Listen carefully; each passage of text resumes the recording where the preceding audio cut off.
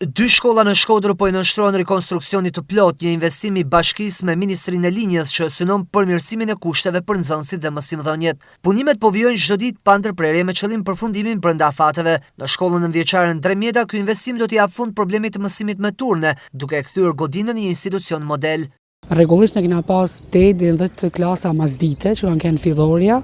dhe këtu ka qenë ngërçi që fëmijët na ikshin nga shkolla dhe u largoshin shkolla të tjera vetëm për arsye të masdites. Përveç asaj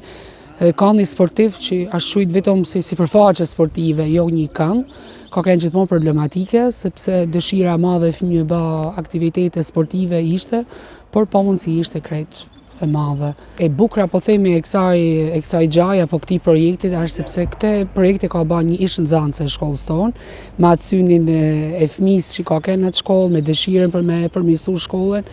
dhe them që pritshmëritë janë shumë të mëdha, presim me kenë në standarde të larta. Edhe gjimnazi Kolidromeno po rikonstruktohet plotësisht, një investim i domosdoshëm për shkak të amortizimit të godinës ndër vite. Pse qyse është krijuar shkolla, nuk ka pas rast edhe një lloj investimi këtu. Sidomos ata që kanë marrë dhe pamet më përpara të shkollës, shkolla sidomos kati i fundit ka qenë komplet i degraduar, domosdoshmë jashtë funksionit totalisht, ka qenë edhe pjesa poshtë, aq më shumë që këtu është edhe shkolla me kohë të pjesshme, është një ndër shkollat më të mëdha me kohë të pjesshme, po themi edhe në Shqipëri, dhe duke ditur që mësimi bëhet